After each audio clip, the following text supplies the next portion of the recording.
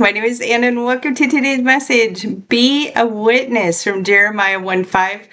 Before I formed you in the womb, I knew you. Before you were born, I set you apart. I appointed you as a prophet to the nations. Today's message is from a question from Dear Anna. It says, Dear Anna, how do you know if you are all God has called you to be? Well, this verse shows that Jeremiah's prophetic mission was established by God before his birth. It shows he was set apart and appointed for his specific purpose of speaking God's message to the nations. That is divine purpose, and it is established from the very beginning of life. So first I want to say this. Following God's call has been one of the hardest things I've ever had to do. Not because he made it hard for me, but because I made my own life hard before even being awakened. And second, I want to tell you that every single person hearing me today is called by God. I am not special. I just simply answered the call. Ephesians 4:1 says, I urge you to live a life worthy of the calling that you have received. And Acts 26:16 says, I have appeared to you to appoint you as a servant and a witness of what you have seen of me and what I will show you. Now, I obviously haven't met Jesus in person, but haven't I? I mean, he lives inside of me, so perhaps I have. But let's just say he hasn't appeared to me. However, he has made it clear to me that I do have a job to do. My job is to show people his unconditional love through my story, to save the world one person at a time through me, and to be a servant, to be a witness to the goodness of God. And he's also asked me to observe the world around me. Now, I've spoken many times about how I see this, such as in music, billboards, TV, menus, receipts. It's literally everywhere. And once you see it, well, it's impossible to unsee. And there are literal messages in everything that you do in every single day. And lastly, I just want to say that I have been called to be a witness of God's love and power. My video messages talk about how I have gotten to the place that I am now and how I am used by God now in so many ways. And I cannot explain many things in my life, but I can tell you it's been a journey to get here. Now, when you do things to create that freedom in your life and create a level of freedom in how you speak the truth, in a way that you never have before and that people admire you for, then you know that you are following the path made for you. You realize that the path to freedom is walking in your own authenticity, no matter what, and trusting yourself and God as you voice how you feel, and finding a balance in receiving what is meant for you, even if it is unexplainable. And that has happened to me many times. It's when you're speaking, walking, and living in what you feel within what is right that it creates the freedom in your life that you've never had and you have sometimes lacked. It's when people start to watch you, what you have done, and see the processes that you've gone through, how you've walked in truth and now created that in your life. People are asking themselves if this is the time to start over in their own life and asking me to help them. Now, people can see that I have reached a place in my own life and arrived and have now started to ask me about how to do it. They want to change the way that they approach their life, how they approach other things in their life, and how they have understood their life for a very long time. Now, when you choose to share yourself and put your message out into the world, it has to be in a way that communicates truth and in a way that perhaps others might be afraid of. That is why they start to come to you. So many people are afraid to speak that way. I speak about the miracles that God puts in people's lives. And some people, they worry about what people will think or say about that. See, my goal is and always has been to free myself and others from the chains that have bound us. And it was being bound by my own insecurity that held me hostage for a long time. You see, through me, people are realizing that when they reveal their truth and go into the depth about what is happening to them, they find out that they are not alone. They wonder if they do say something, will they be accepted? Now, I've learned that so many people have a lot of heartbreak and trauma, and they haven't had anywhere to express it. It's why I became a grief coach. And when they tell me their stories and they hear mine, they realize that they are not alone. And there are a lot of people that don't want to open up and they find themselves disappointed. But when they see that I have and do feel the same way and experience the same things that they do, it changes their perspective.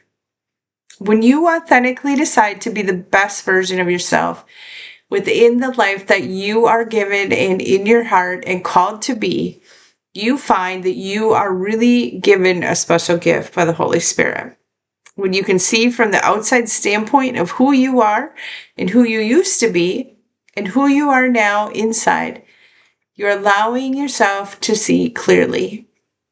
You become able to discern others' dishonesty, people who are not authentic, and you can understand even why they are doing it. And you will choose to walk away.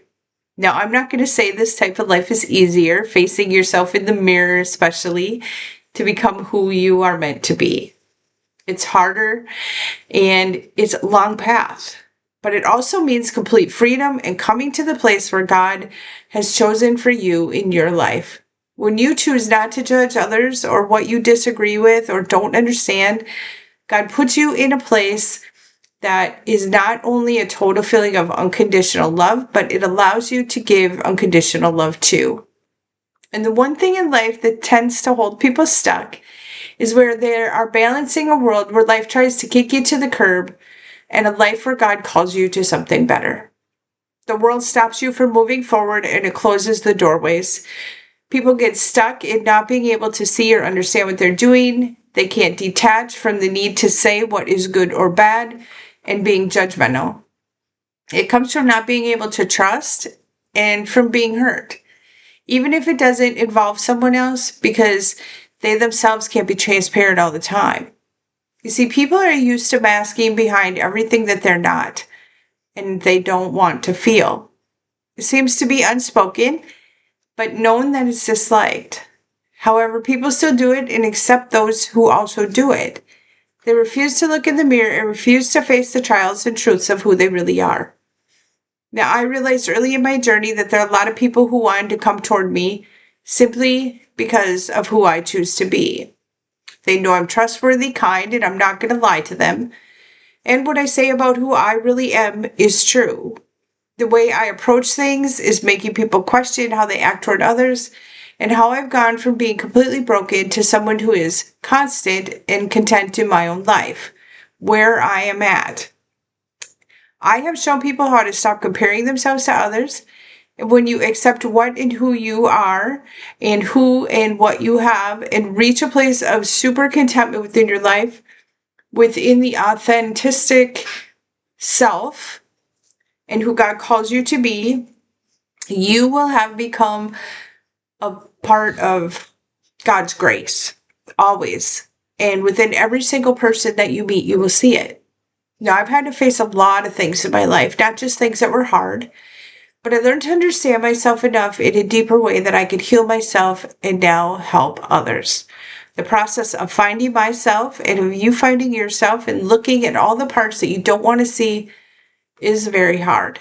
It was a hard journey for me, and it takes time and space to understand. But I am in a place where now others are showing my love and kindness back to me in ways I could never have imagined. They are opening up to how my videos are changing their lives. They want to tell me their truth because I'm truthful, and they're telling me that I create joy in their life. My choice to extend myself out to others is now allowing me to share my life with other people. I've become extremely understanding of the world around me because I took the time needed to look at all that I was and chose to be better than what the world was offering. Small crumbs of joy that quickly faded with criticism of others about how I looked, how I should feel, what I should wear, or how I should think. I chose to rise above it all with the grace of God. That is what it truly means to live a life that God wants for you. To know that you are all that God is calling you to be. And when people come to you and you share with them what it took to find this, it is where your calling brings you to walking in truth in God's love and mercy. It is who you become when God calls you. Someone new in God. God's unconditional love for yourself and others will bring you to a mighty powerful place, working with a mighty and very powerful God. Because, my friends, when God looks at us, he sees nothing but love, created in his own image and worth more than any other commodity in the world. He sees someone equipped to follow the path and the journey that he set for us as he goes with us. He sees someone strong. He sees us as a hope for a broken world, and he sees us as every promise ever made by him to humanity. He sees us as his very mighty children. So today I wish for you to have strength in your faith and live as boldly as God created you to be. I wish for you to live in God's unconditional love. And my friends, what else could you ever ask for? In a world where you could be anything, choose to be loved. Love is the answer. If this resonated with you, please like and share my post. If you have a question for Dear Anna, please send it by direct message to our Facebook page. Questions are answered anonymously. And thank you for your donations to my divine mission and for helping me to keep my messages alive. I'll see you next time.